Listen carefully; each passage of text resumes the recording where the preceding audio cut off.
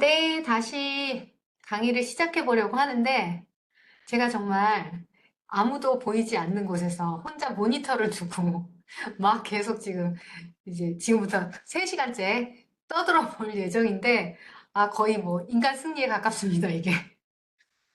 오늘 인건비 신고가 어찌 보면은 가장 직접적이에요. 사업하시는 분들께.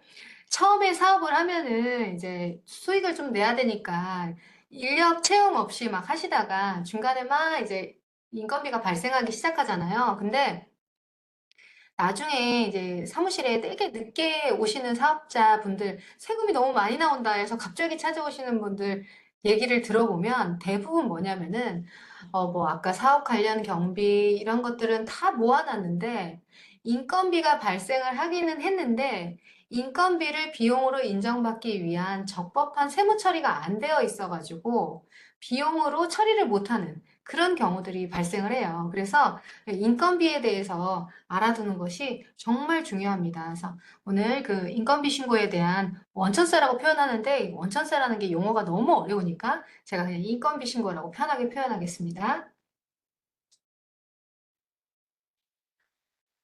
우선 이제 좀 내용이 용어가 어려워도 원천징수라는 걸 이해하긴 해야 돼요. 그 다음에 뭐 근로소득, 원천징수상 사업소득, 그 밖의 소득에 대해서 말씀을 드리려고 하고요. 앞에 2시간을 조금 들어주셨다면은 지금 말씀드리는 부분들이 이해하기가 쉬우실 거예요. 원천징수 제도도 제가 오늘 인건비 강의가 있기 때문에 앞에서 조금 말씀드렸어요. 복선으로 말씀드렸는데, 원천징수가 뭔지 한 번 더 설명드리면 뭐였죠? 소득을 얻는 사람이 있는데, 이 사람이 우리 사업자 낸 사장님들처럼 세무신고라는 걸 직접 할 수가 없으니까, 소득을 지급하는 사람이, 소득을 지급하는 사람이 세금을 떼고 주라는 거예요. 이 소득의 귀속자한테. 그리고 그 내용을 신고로 세무서에 알려달라. 누구한테 얼마 줬는지. 그러면 우리 사업장은 인건비로 비용 처리할 수 있고 또 세무서는 누가 돈 벌었는지 알 수 있으니까 소득세를 부과하기가 좋겠죠. 이렇게 종합과세해서 이 소득 귀속자한테 세금을 내게 할 수 있으니까 뭔가 과세 관청을 도와주는 역할이에요. 도와주면서 비용 처리를 가능하게 해주겠다. 이런 의미로 보시면 되고요. 당연히 그냥 신고만 하면 되는 게 아니고요. 지급명세서라고 해가지고 세무서가 알고 싶은 거는 뭐예요? 세금을 걷어들이려는 목적도 있지만 두 번째는 어, 누가 얼마의 소득을 벌었는지 알고 싶은 거예요. 왜 알고 싶은 거냐면은 조금 저소득층을 지원하는 사업들 있잖아요. 근로장려금 같은 거. 이런 지원금이 나가야 되는데 누가 얼마를 벌었는지 알아야 지원을 해주니까 이런 차원에서 먼저 신고를 해줘라. 이 신고는 이제 좀 납부를 해줘라. 이 얘기인 거고. 그리고 누가 소득을 벌었는지 좀 우리한테 알려줘라. 이런 의미입니다. 제가 1, 2로 표현한 데는 이유가 있어요. 그러면 어떤 소득을 지급할 때 이렇게 원천징수라는 걸 해야 되냐? 이것도 앞에서 한번 했습니다. 사업소득 설명드릴 때. 인건비가 발생할 때 사업, 근로, 기타, 퇴직 이런 것들이 발생하면 세금을 떼고 지급해라. 그냥 지급하지 말고 이런 의미고요. 언제 원천징수를 해야 되냐면 원래는 소득을 지급할 때예요. 근데 특례가 있습니다. 뭐냐면 그런 일이 없으면 좋겠지만 간혹 사업을 하다 사업하기가 너무 어려울 때가 있어요. 그러니까 어려워서 급여를 아직 지급을 못 했는데 제가 아까 뭐라고 그랬죠? 수입이 발생한 과세 연도에 해당되는 비용을 처리해야 된다고 했잖아요. 그러니까 원래는 지급할 때 원천징수하는 건데 아직 지급 못했어도 좀 사업이 어려워서 아직 지급 못했어도 1월에서 11월까지 급여 지급 못한 거는 12월 말에 지급한 걸로 보고 원천세 신고 좀 해달라. 그리고 12월 달 거는 2월 말에 지급한 걸로 보고 원천세 신고를 해달라. 그러면 관련 비용을 우리가 용이하게 처리할 수가 있겠죠. 그러니까 원래는 지급할 때 처리하는 건데 예외적으로 지급 못했던 것도 아직 지급 못한 것도 이런 12월 말이나 2월 말에는 좀 해줘야 된다. 이렇게 생각하시면 될 것 같고요. 신고 납부가 제일 중요하다고 말씀드렸는데 원천세는 일반적으로는 다음 달 10일까지 그리고 어, 법정 기한이 다음 달 10일까지고요. 매월인 경우에 똑같은 표현이네요. 다음 달 10일까지 이렇게 제출을 해주셔야 되는데, 그러니까 그달 거를 다음 달 10일까지 이렇게 되는 건데, 매달 우리 부가세 신고 한 번 하는 것도 힘든데 인건비 신고를 매달 하시게 되면 좀 힘들잖아요. 소규모 사업자 같은 경우에 뭐 위탁해서 하시는 경우에는 상관이 없는데 사업주가 직접 할 때는 이게 사업을 하시면서 한다는 게 사실은 쉬운 일이 아닙니다. 그래서 단기 신고라는 걸 신청에 의해서 할 수가 있어요. 단기 신고라는 걸 할 수 있는데 단기 신고는 말 그대로 어, 앞에 상반기 1월에서 6월까지, 7월에서 12월까지 두 개로 나눠가지고 다음 달 10일까지 이렇게 신고를 할 수 있습니다. 그러면 반기 신고라는 거를 신청하면 매월 안 해도 되니까 좀 편리하다 이렇게 생각하실 수 있는데 제가 아까 뭐라고 그랬죠? 첫 번째는 신고 납부의 의무도 있지만 두 번째 누가 얼마를 벌었는지 알려줘야 된다. 누가 얼마를 벌었는지 알려주는 게 바로 지급 명세서라는 걸 제출하는 건데요. 지급 명세서가 보시면 아시겠지만 제출 시기가 다 제각각이에요. 소득에 따라서. 일반적으로 알고 계신 근로소득은 다음 연도 3월 10일까지 제출해 주시면 됩니다. 그러니까 1년치 거는 사업소득, 근로소득 뭐 이런 것들은 1년치 거 다 모아서 다음 연도 3월 10일, 우리 흔히 연말정산할 때 이때 제출해 주시면 되는데 또 근로소득은 6개월에 한 번씩 또 제출해 달래요. 간이로. 6개월치라도 6개월에 한 번씩 또 제출해 달라고 하고 사업소득이나 기타 소득은 일부 소득들에 대해서는 간이지급명세서라고 해가지고 다음 달 말일까지 매달, 결국 매달이에요. 매달 누가 얼마 벌었는지 좀 신고해 달라. 그러다 보니까 원천세 신고는 지금도 질문하셨는데 일반은 발생 시마다 신고하면서 연간 모아서 어, 어, 아니요. 지금 지급명세서랑 헷갈리신 것 같은데 제가 지금 설명드리고 있는 부분이 그 부분입니다. 일반일 경우에는 매월 신고하시잖아요. 근데 여기서 끝나는 게 아니라요.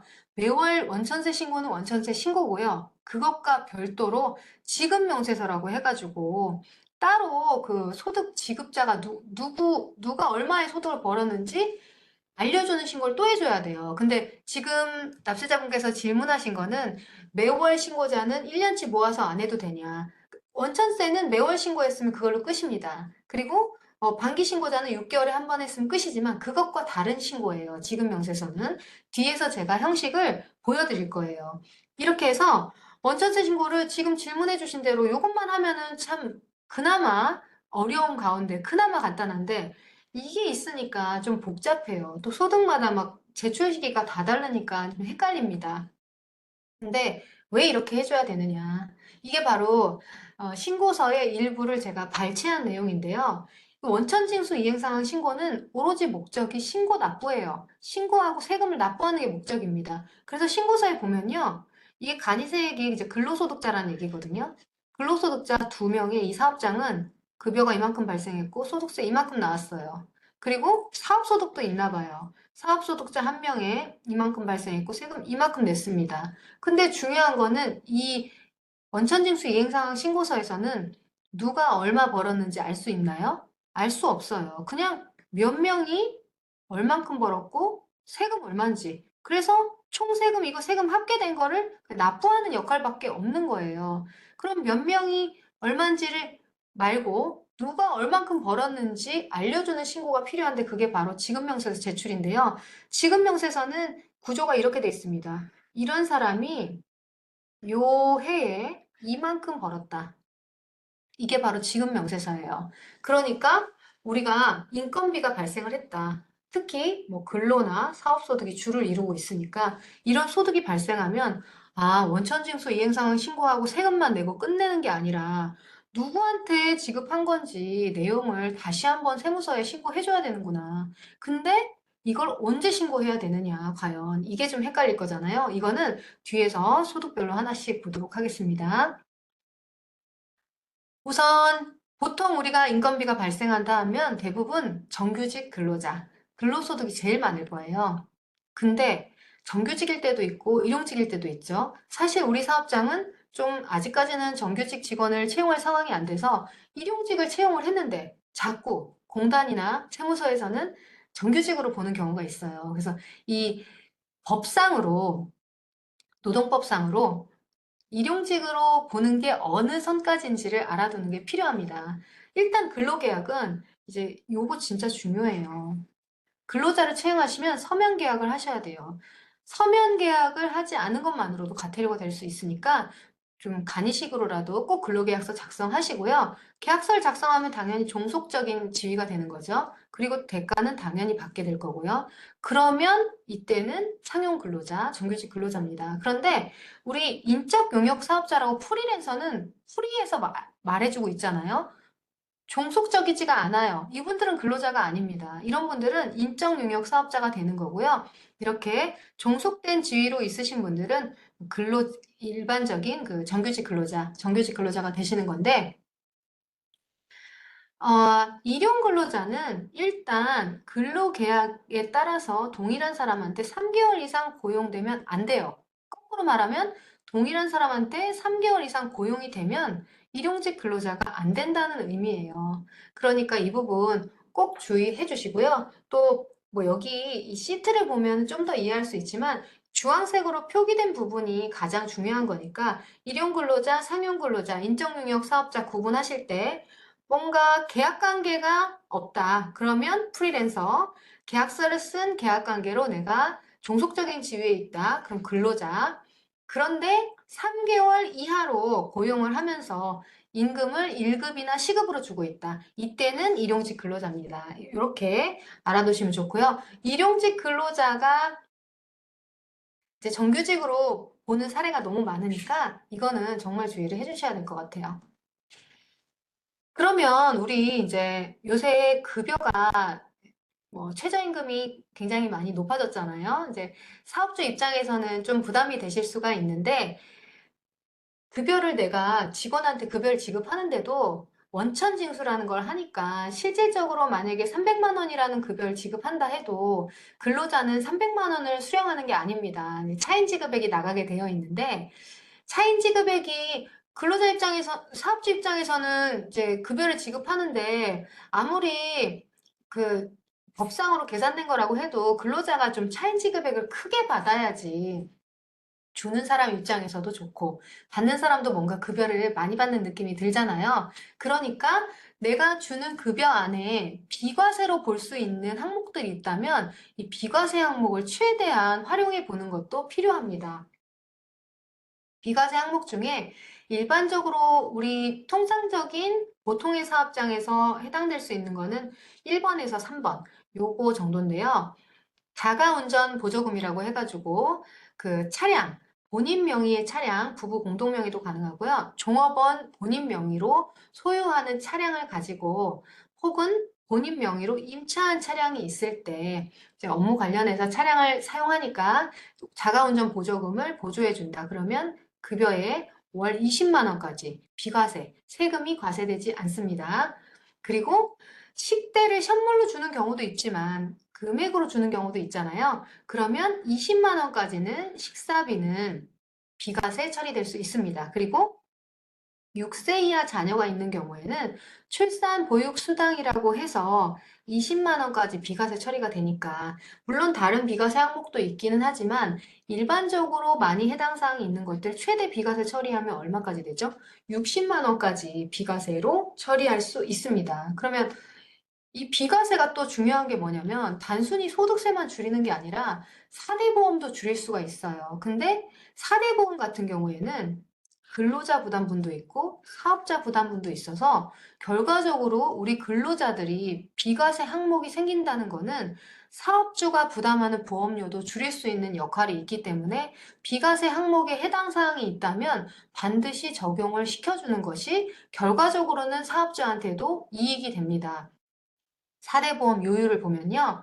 요율이 4.5, 3.5, 그 다음에 고용보험 0.9, 뭐 요거는 그렇다 치고요. 산재보험은 업장마다 다르기 때문에 제가 여기다 표기는 못 해드렸어요. 근데 대충 얼마일 것 같아요? 다 합하면 거의 10%예요. 사업주가 부담하는 것만. 근로자도 뭐 거의 10% 부담하니까 근로자 부담분, 사업주 부담분 합하면 보험료만 급여의 한 20% 정도 상당하는 금액이 보험료로 나가줘야 되는 거니까 보험료가 굉장히 부담이 되죠, 사업장에서. 그런데 비과세를 설정하면 보험료를 줄일 수 있으니까 근로자 입장에서도 굉장히 이익이 큰 거고 사업주 입장에서도 도움이 크게 되는 겁니다. 그래서 제가 이 부분은 중요하기 때문에 실제 사례에 적용해가지고 시트를 한번 만들어 봤어요. 지금 2025년 기준 최저임금이 209만 6,270원인데요. 기본급에 이분은 비과세 60만 원이 다 해당된다고 보고 계산을 해봤습니다. 이 김민국이라는 분은 비과세가 다 해당된다 보니까 자가운전 보조금, 식대, 자녀 양육비, 당연히 조건이 맞는 분만 해드려야 돼요.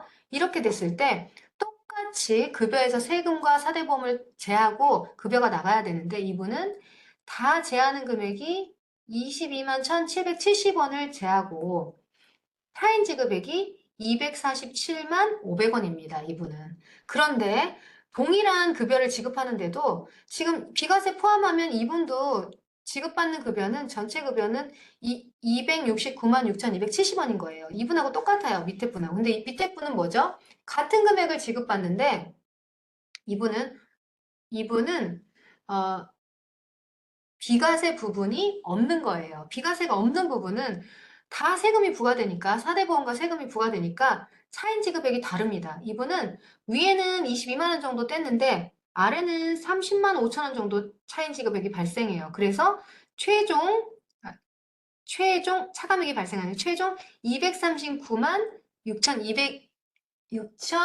620원을 수령하게 되는데 두 개의 차이가 얼마냐면 두 분의 차이가 매월 8만 4천 원 정도 차이가 납니다. 근데 단순히 8만 4천 원이 차이 나는 게 아니에요. 왜냐면 여기에는 회사 부담분 보험료가 반영되지 않았기 때문인데 회사 부담분은 원래 4대 보험 다 되는데 계산 방식이 좀 어려워서 국민하고 건강만 반영한다고 해도 일단 차이 금액이 매월 누가 부담하는지에 상관없이 13만 원이 나는 거예요. 근데 근로자가 한 명이라면 근로자를 한 달만 고용하는 게 아니죠. 12달로만 쳐도 1년이면 150만 원 정도 되고요. 이런 근로자가 한 명이 아니라 두 명, 세 명 된다고 생각해 보세요. 비과세가 조건이 되는데 적용을 시키는 것과 시키지 않는 것은 장기적으로 엄청 큰 차이가 있습니다. 그러니까 직원을 채용하셨을 때 비과세 항목에 해당하는 것들은 비과세 처리될 수 있도록 처음부터 이렇게 명확하게 해두시는 게 좋을 것 같아요. 그러면은 급여를 지급할 때 원천 징수라는 걸 하라고 했는데 뭐 위탁해서 하시는 데들이야 자동 계산해 주시겠지만 뭐 직원이 한 명밖에 안 돼서 아직 위탁할 상황도 안 되고 내가 직접 해보고 싶은데 도대체 어떻게 계산을 하냐 난감하다 이렇게 말씀하실 수 있는데요. 다행히도 이제 홈택스에 이제 조회할 수 있는 이 조견표가 있습니다. 여기에서 보고 세금 계산을 하시면 되고 이제 금액이 보통 우리 연말정산이라고 하면은 평소에 세금을 냈다가 연말정산을 통해서 내가 실제 납부해야 될 세액과 기존에 납부했던 세액의 차이가 나니까 그 차액을 아, 추가 납부하시게 되는, 추가 납부 혹은 환급을 받게 되는 건데 환급 받는 게 난 너무 번거롭다. 환급 안 받고는 평소에 세금 조금 내고 싶다. 그러신 분들은 원천징수를 100%안 하고 조금 적게 하실 수가 있어요. 반대로 나중에 세금 더 내기 싫다 이런 분은 평소에 많이 냈다가 돌려받거나 아니면 추가 납부하는 거를 적게 할 수도 있습니다. 그래서 이렇게 연말정산이라는 걸 통해서 뭐 소득공제 반영하고 인적공제, 보험료공제, 특별공제 아까 개인의 상황을 반영해줘야 된다고 말씀드렸잖아요. 소득세 할 때 연말정산이 소득세랑 내용의 차이가 거의 없어요. 다만 결론은 뭐냐면 기존에 냈던 거보다 최종 세액이 크다. 이때는 납부. 기존에 냈던 게 최종 결정 난 게 기존에 냈던 거보다 더 적다. 그러면 환급해줘라. 이 내용입니다. 소득공제는 아까 소득세하고 똑같아요. 개인의 상황을 반영해라. 똑같은 돈을 벌어도 사람마다 다르니까 이런 조건들은 적어도 좀 감안해줘야 되는 거 아니냐. 그런 차원에서 나와 있는 건데 이게 좀 복잡해요. 복잡한데 나머지 다 볼 수는 없고 그냥 배우자 하나만 설명을 드리면요. 배우자는 이제 소득금액 100만 원 이하는 공제를 받을 수 있습니다. 소득이 있더라도 받을 수 있는데 다만 소득이 100만 원 이하여야 되는데 이때 이게 뭐냐면 수입이 아니에요. 소득이에요, 소득. 수입이 1,000만 원이라고 해도 소득세 신고하실 때 배우자분이 경비가 900만 원 넘게 발생해가지고 순소득이 100만 원 안 되시면은 이분도 배우자 공제 받을 수 있습니다. 그리고 근로소득일 때는 근로소득 공제가 500만 원까지는 100만 원이 안 나와요, 소득이. 그러니까 근로소득만 있을 때는 총급이 500만 원 이하일 때 가능하고 다른 소득일 경우에는 소득세 신고하셨을 때 소득 금액이 100만 원 이하인지 확인하신 다음에 여기에 해당되면 연령에 상관없이 배우자 공제에 150만 원 적용할 수 있고요. 나머지 것들은 대부분 연령 요건을 보고 있으니까 배우자는 좀 특별하니까 배우자만 조금 더 관대하게 해주는 거고 나머지는 연령 요건, 소득 요건 다 감안해가지고 적용하는 거니까 참고해 보시면 좋을 것 같습니다. 그래서 이제 소득공제 같은 경우는 우리 수익 금액에서 필요 경비를 빼서 소득 금액이 나오면 소득 금액에서 개인의 상황을 반영해 준다. 그래서 이러한 소득공제들이 있다. 이거는 그냥 참고해 주시면 좋을 것 같고요. 아까도 말씀드렸지만 이 연말정산 소득공제에서는 연령 요건, 나이 요건, 소득 요건 뭐 이런 게 되게 많아요. 이런 신용카드는 나이 제한은 없는데 소득 제한은 있다든지 아니면은 또 뒤로 가면은 뭐 의료비 같은 교육비 같은 경우는 나이 제한은 없는데 소득 제한이 있고 의료비는 나이 제한 없고 소득 제한 없고 좀 복잡합니다. 이런 거는 개별적으로 이렇게 하나하나씩 확인해 보시면서 참고하시면 좋을 것 같고요. 세액 감면이나 세액 공제는 아까보다 조금 더 소득 공제는 그 소득 금액을 줄이는 역할이지만 세액 감면은 아예 세금 자체를 줄여주는 거니까 조금 더 혜택이 있는 거겠죠. 그래서 국가적으로 지원이 더 필요한 부분들이 세액공제 항목으로 빠져 있어요. 최근에 새로 들어온 거 결혼세액공제. 하도 결혼을 안 하니까 혼인을 한 해에 인별 기준으로 생애에 한 번 50만 원씩 공제해준다. 그리고 근로자 같은 경우에는 사업자는 어때요? 필요 경비를 내가 사업 관련해서 썼던 걸 다 넣어가지고 공제를 해주지만 장부신고 시에 근로자 같은 경우는 사실 근로 활동을 한다 해도 비용이 들어갈 수 있는데 그런 걸 감안해 주지 않으니까 근로자가 조금 더 불이익이 있다 해서 이렇게 근로세액공제를 추가로 적용해 주고 있습니다. 요 특별세액공제 부분들은 이제 하나하나씩 나이 제한, 소득 제한 부분에 집중해가지고 이런 것들을 집중해서 그냥 해당 사항 있을 때 참고해 보시면 좋을 것 같고요. 아마 오늘 강의를 들어주시는 분들은 근로자보다는 대부분 사업자라서 이 근로자 연말정산에는 크게 관심이 없으실 것 같아요. 그러면은 이제 요거 이제 이 부분이 이제 중요합니다. 만약에 프리랜서 사업자가 발생을 했다. 프리랜서 사업자는 계속 반복성이 중요해요. 계속 반복성이 중요한 이유가 또 똑같은 일을 해도 계속 반복이 안 되면 또 다른 소득으로 분류가 돼요. 복잡하긴 한데. 예를 들어서 제가 지금 이렇게 강의를 하고 있는데 강의를 되게 지속적으로 자주 하면 계속 반복성 때문에 저에게도 제가 사업자가 있지만 별도의 사업소득이 되는 겁니다. 그런데 강의를 1년에 한 번 할까 말까 하다. 그러면은 사업소득이라고 보기는 좀 힘들어요. 어쩌다 한 번 초청받아서 강의를 2년에 한 번 할까 말까다. 그러면은 기타 소득으로 분류가 돼서 조금 더 유리하게 처리가 됩니다. 그래서 이렇게 계속 반복성이 있다고 보는 사업은 이런 것들 아마 지금 강의 듣는 분들 중에서도 있을 수 있을 거예요. 사업소득자들은 아까 말씀드린 종합소득세 신고 방식하고 똑같이 하시는 거라서 차이가 없습니다. 사업자만 없을 뿐이지. 이런 분들은 원천징수 세율이 3%, 20% 있는 분도 있지만 이건 예외적인 거고 3%고 지방세 10%까지 해서 우리가 이거를 3.3이라고 많이 부르고 있고요. 예를 들어서 100만 원을 지급하면 소득세 3% 3만 원하고 3만 원에 10%인 3천 원 모아서 3만 3천 원인 3.3%를 차감한 다음에 어, 소득자에게 지급을 해야 되는 건데 이 부분을 주의하셔야 된다는 거예요. 원천세는 오로지 소득을 신고 납부하는 역할밖에 없다. 그래서 다음 달 10일까지 신고 납부하는 거고 누가 돈을 벌었는지, 누가 소득을 벌어들인 건지에 대해서는 간이 지급 명세서라는 걸 제출해 줘야 되는데 얘가 매월이에요. 원천세 신고하는 게 너무 힘들어서 이거를 반기로 바꿔놨다 해도 6개월 단위로 하고 있다 해도 지급 명세서를 매월 해야 되다 보니까 이게 괴리감이 있죠. 그래서 간혹 반기이신 분들이 이걸 제출을 안 하는 경우가 있어요. 근데 이게 다 가산세 대상입니다. 그리고 심지어 매월 제출했는데도 불구하고 1년에 한 번, 또 한 번 모아서 제출을 해줘야 돼요. 이게 지금 한시적으로 이걸 제출했으면 얘를 안 해도 된다 뭐 이런 규정들이 있기는 하지만 그렇게 하게 되면 또 헷갈려요. 그냥 매월 제출하고 모아서 한 번 더 제출한다. 이렇게 생각하시는 게 실수가 없습니다. 그러니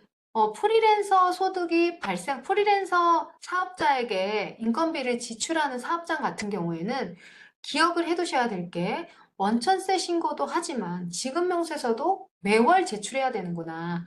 이걸 빠뜨리면 안 되겠구나. 이게 너무 중요해요. 이거를 여러 번 말씀드려도 많이 놓치십니다. 인건비에 있어서는 이 부분이 너무너무 중요하니까 꼭 기억해 주시고요. 아까 제가 똑같은 소득이어도 계속 반복성 없으면 기타 소득으로 볼 수 있다고 말씀드렸잖아요. 이렇게 기타 소득으로 보는 경우에는요, 계산 방식이 수익 금액에서 필요 경비를 빼주는데 기타 소득은 자주 발생하는 게 아니니까 경비를 좀 많이 빼줘요. 많이 빼줘가지고 거의 60%를 경비로 빼줍니다. 그래서 예를 들어서 뭐 강연료가 100만 원이 지급이 돼도요. 이 중에 경비를 60% 빼주니까 소득은 40만 원에 대해서만 소득세가 부과되는 거예요. 그러면 어, 제가 잘못했네요. 필요경비 60만 원을 빼주니까 맞게 표현했네요.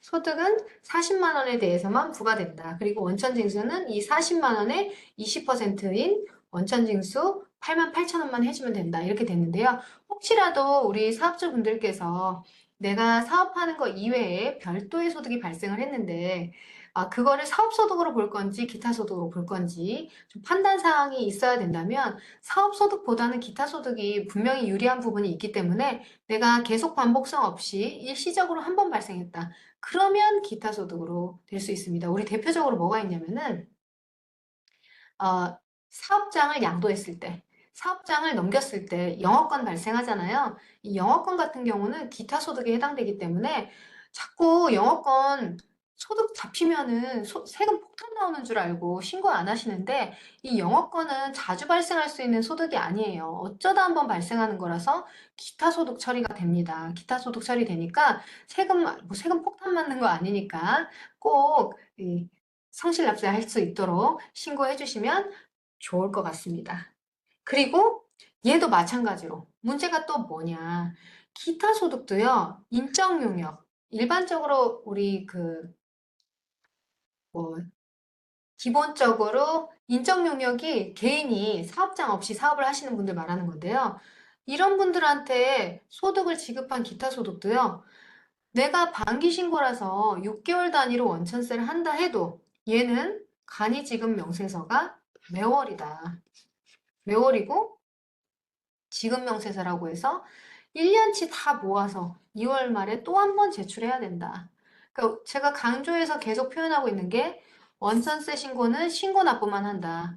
누가 얼마의 소득을 벌었는지는 지급 명세서라는 걸 제출해야 되는데 원천세 신고를 매월 하면 반기로 하면 지급 명세서도 반기로 하면 좋겠는데 그게 아니고 원천세를 매월일로 하든 반기로 하든 상관없이 지급 명세서는 소득별로 소득의 종류에 따라서 매월 제출하는 소득도 있고 모아서 제출하는 것도 있다. 6개월 단위로 모아서 제출하는 거는 근로소득, 매월 제출하는 거는 사업소득 또는 기타소득 이런 것들이 있으니까 많이 헷갈릴 수 있어서 이 부분을 좀 주의해야겠구나. 요거를 기억해 주시면 좋을 것 같습니다. 그 다음 이제 이자 배당 소득은 아까 제가 주요 내용은 말씀을 드렸어요. 이자 배당 소득 중에서 요거 몇 번을 강조해도 지나치지 않습니다. 대부업 사업자가 아닌 분하고 거래했을 때 25% 원천 징수해야 된다. 근데 지방세까지 붙어서 정확히 표현하면 27.5%. 100만 원을 이자로 지급한다면 27만 5천 원을 떼고 지급해야 된다. 그래서 거래 상대방이 27만, 자기는 100만 원, 그 거래 상대방이 이자를 100만 원 받는 줄 알았는데 27만 5천 원 떼고 주면 남는 것도 없다. 이렇게 생각할 수 있어요. 심지어 그분은 어떻게 되죠? 소득세 신고도 안 할 요인이 있었는데 과세관청에 이제 소득 금액을 알려주다 보니까 27.5% 미니멈 소득 확보되고 만약에 타소득도 컸다면 이분의 소득 구간 때문에 세금도 더 많이 나올 수가 있어요. 그러니까 금융기관이 아닌 개인 간의 거래에서는 27.5% 원천 징수하지 않으면 이자 비용을 지급했다 하더라도 비용 처리를 못할 수 있는 문제가 있으니 요거를 좀 주의를 하자. 이거를 제가 강조드리고 싶습니다. 그 다음에 이제 퇴직소득은요, 이게 복잡한 거 다 이해하실 필요 없고요. 결론부터 말씀드리면, 퇴직소득은 오래 일하면 일할수록, 어, 누적 세액 자체가 줄어드는 건 아니지만 세금이 증가되는 것이 줄어들 수 있도록 설계가 돼 있어요. 그러니까 오랫동안, 왜냐면은 퇴직소득 보통 재원으로 일반적으로 어떻게 사용하나요? 뭐 노후자금이나 이런 걸로 사용하잖아요. 그러다 보니 그 퇴직소득에 대해 이제 세제 혜택을 주고 있는 거고요. 간혹 어떤 분들이 있으시냐면은 어, 퇴직소득은 설계 자체가 오래 근속했을수록 금액이 커질수록 세금이 늘어나는 게 적게 설계가 돼 있다. 당연히 똑같은 금액을 지급해도 근로소득보다는 퇴직소득으로 지급할 때 세금이 훨씬 적게 나옵니다. 그런데 사업을 하다 보면 좀 힘드니까 퇴직소득을 못 줬다가 나중에 지급하는 경우가 있어요. 근데 제가 아까 서두에 설명드린 대로 지급시기 특례 규정 때문에 지급을 안 했다 하더라도 적어도 12월 말이 지나면 지급을 했든 안 했든 상관없이 신고를 해줬어야 돼요. 신고를 해줬어야 되는데 지급을 안 했다 보니까 신고해야 된다는 생각을 못 하신 거예요. 그러면 나중에 퇴직소득 신고를 해서 이제는 좀 사업이 잘 돼가지고 퇴직소득 과거에 못 줬던 거를 옛날에 퇴사했던 직원한테 주려고 해도 이 신고서 상으로 실제 현재 근무하고 있는 직원이 아니기 때문에 올해에 내가 지금 사업을 하고 있는 이 기간 중에는 퇴직소득세로 신고를 할 수가 없습니다. 만약에 그렇게 퇴직소득으로 정신고를 하고 싶으면 과거로 넘어가야 되는데 과거에 신고를 안 한 거니까 제가 신고 납부를 제때 안 하면 가산세 문제가 있다고 했잖아요. 신고를 제때 안 한 거니까 그때는 이제는 가산세가 붙어가지고 불이익이 있을 수 있으니 간혹 이거를 무리하게 근로소득으로 그냥 신고하시는 경우가 있어요. 근데 절대 그렇게 할 필요가 없죠. 왜 그럴까요? 근로소득과 퇴직소득의 산출세액의 차이는 정말 차이가 많이 나기 때문에 퇴직소득에 해당하는 것은 반드시 퇴직소득으로 처리하자. 별것도 아닌 것 같지만 분명히 이런 분이 나옵니다. 그리고 이제 직원 채용하시면은 또 뭐가 부담이냐. 퇴직금 주는 것 자체가 부담이죠. 왜냐면은, 아, 1년 정도 일하고 퇴직금을 지급하시면은 그래도 그건 어느 정도 이제 예측을 할 수 있는 금액인데, 근속 기간이 길어지면 길어질수록 퇴직금 지급액이 커지잖아요. 커지는데 과거에는 정말 한 15년 전에 그때는 퇴직금 중간 정산이 가능했어요. 퇴직금이 이렇게 쌓여가지고 한 번에 지급하면 너무 부담이 되니까 사업주가 퇴직금을 그때그때 미리 중간에 정산해서 줄 수 있었는데 지금은 그게 중간 정산 자체가 아예 막혀 있습니다. 아예 안 되는 건 아니고 정말 부득이한 사유에만 중간 정산을 할 수가 있어요. 예를 들어서 우리 임직원이 주택을 구입했다든지 전세를 얻는다든지 아니면 가족 중에 좀 아픈 사람이 있어서 어떤 그 병원비가 발생을 한다든지 이런 경우에 법적으로 정한 특수한 예외적인 상황을 빼고는 중간 정산을 할 수 없게 돼 있어요. 그러다 보니까 사업주 입장에서는 근속 기간이 늘어나면 퇴직금 주는 문제가 굉장히 고민거리가 되는데 만약에 그러시다면 초기에 퇴직금 지급 의무 대상 근로자가 생겼을 때 퇴직연금에 가입하신다면 도움이 될 수 있습니다. 퇴직연금은 돌입하시면 이제 송금 산입을 할 수 있는데 이제 DB형 같은 경우는 이제 뭔가 복잡한 구조에 의해서 송금 산입이 되지만 DC형 같은 경우는 납입하신 금액이 전체 다 송금 산입이 되니까 일종의 중간정산 퇴직금을 이제 은행에다가 예치하고 있는 개념이 되는 거라서 납입과 동시에 비용 처리되니까 우리 수익이 발생했을 때 수익에 대응하는 비용이 될 수 있어서 좋기도 하고 또 이게 축적되면은 부담이 되는데 미리 퇴직금을 준비해 놓은 거니까 좀 마음의 안심도 될 수 있어서 사업장에 도움이 되니까 처음부터 이 부분을 고민해 주셨으면 좋겠고요. 이거를 이제 처음에는 사업하기가 너무 힘드니까 DC형 같은 거 가입을 안 하셨다가 한 4, 5년 지나고 나서 지금 오랫동안 함께 일한 직원이 있는데 퇴사할 때 너무 부담이 될 것 같으니까 DC형에 지금이라도 가입해 놔야겠다 하고 가입을 하시려고 하시는데 물론 가입은 할 수 있는데 그때는 좀 부담이 돼요. 왜 부담이 되냐면은 DC에 가입을 하시면은 그 가입 시점에 퇴직금을 또 다 납입을 해주셔야 되니까 이미 퇴직금이 이렇게 쌓여 있잖아요. 그러니까 실제로 뭐 언제 내냐의 차이기는 하지만 한꺼번에 많은 금액을 내면 부담이 돼가지고 가입 자체가 좀 꺼려질 수 있으니까 그냥 최초에 1년 이상 근속자 나와서 퇴직금 지급 의무 생기시면은 DC형에 바로 가입을 하시는 게 장기적으로는 사업장에 도움이 되실 수 있습니다.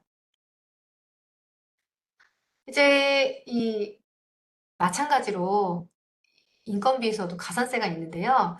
인건비 가산세는 사실 그렇게 이 인건비가 어떠냐면 이제 어, 쉽게 표현하면 우리가 납세 협력 의무라고 해가지고 사실은 우리 사업장에 내가 소득을 지급하면서 원천세를 떼가지고 그 차액을 지급하잖아요. 그거는 우리 사업장이 국가의 행정 업무를 대신해 주는 거나 마찬가지예요. 다만 그렇게 신고해가지고 우리가 비용 처리를 좀 할 수 있는 문제가 있는 거잖아요. 그래서 다른 것들은 가산세가 제가 가산세 시트를 딱 열었을 때 위에서 아래까지 쭈루룩 가산세가 나왔지만 원천세는 가산세가 굉장히 심플합니다. 다만 감면 규정이 없어요. 심플한 대신에 감면은 없습니다. 그러니까 죽었다 깨나도 시국기한 안에 해라 이 얘기고요. 한도는 10%를 한도로 하니까 아무리 그 가산세가 많이 발생한다 하더라도 내가 신고하지 못한 금액의 10%를 한도로 하는데 급여가 많으면 10%도 사실은 적은 금액이 아니죠. 그러니까 꼭 기한 내에 신고 납부하셔가지고 사업장에 불이익이 없도록 하는 것이 필요하겠습니다. 제가 인건비는 사실 좀 빠르게 말씀을 드렸는데 이 우리가 사실상 사업자 채용을 하시면은 인건비 부분이 제일 문제가 돼요.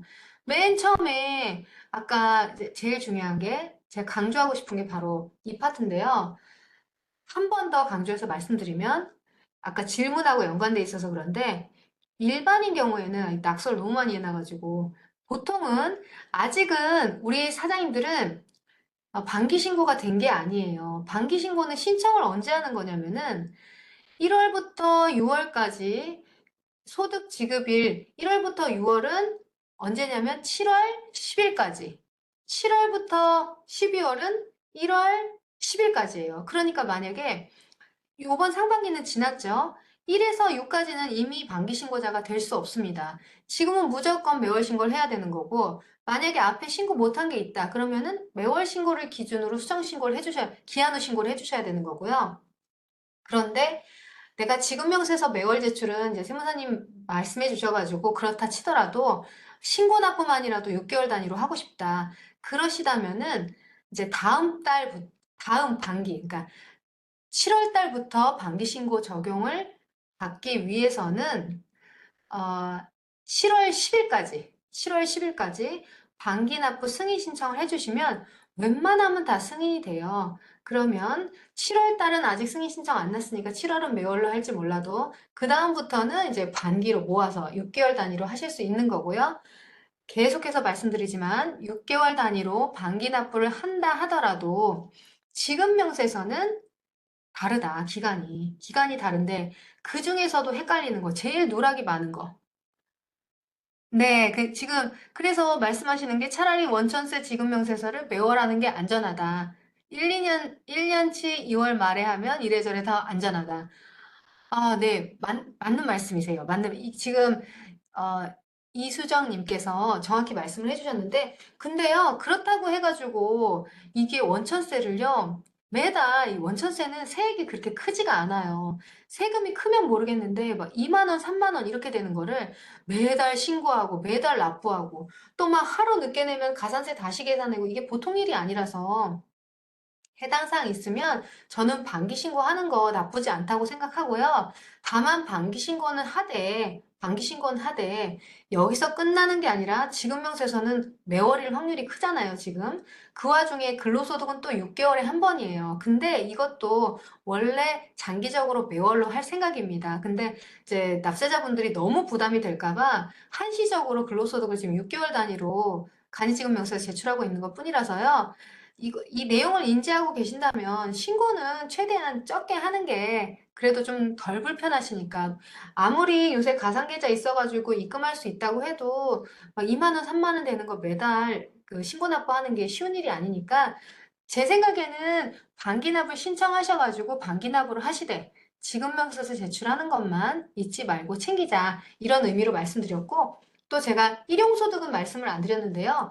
일용소득도 지급명세서를 제출해야 돼요. 제출해야 되는데 일용소득의 경우에는 공단에서 따로 관리를 하기 때문에 근로내역 확인서라는 거를 또 매달 제출을 해야 됩니다. 근데 근로내역 확인서 제가 샘플은 오늘 안 갖고 왔지만 근로내역 확인서 자체가 굉장히 복잡해요. 아주 자세히 한 달 중에 무슨 날 일했는지까지 체크해서 내야 되니까 근로내역 확인서를 낸 경우라면 지급명세서 제출은 하지 말게 하자. 너무 힘든 거 아니냐.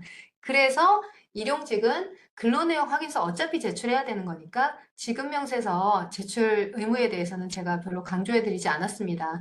근데 왜 이렇게까지 하나 생각하실 수 있는데 이게 계기가 뭐냐면은 우리가 몇 해 전에 그 코로나라는 재난이 있었잖아요. 근데 코로나 시기에 중간에 지원금이 나가야 되는데 이제 소득이 줄어든 사람이 누구인지를 파악해야 되는데 이 소득을 누가 얻었는지에 대한 확인이 과세관청이 너무 늦다 보니까 이거를 좀 조기에 확인해야 돼가지고 지원금을 내보내야 되겠다 해서 기간이 땡겨진 게 지금 매월 제출이 된 거예요. 그래서 이거는 아마 글쎄요, 이제 여러 가지로 행정적으로 정착이 되면은 바뀔 수도 있고 또 원천세 신고에다가 같이 이거 신고서를 붙여가지고 개정이 될 수도 있고 이럴 수 있는데 현행세법으로는 이런 내용입니다. 그래서 조금 어려움이 있겠지만 꼭 제출을 해주셔야 된다 생각해 주시고요. 지금 이게 아까 원천세 가산세는 제가 신고 납부 가산세만 말씀드렸는데 그거와 별개로 지급명세서 가산세는 말씀을 안 드려서 이 페이지로 다시 넘어온 거예요. 지급명세서는 가산세가 있어요.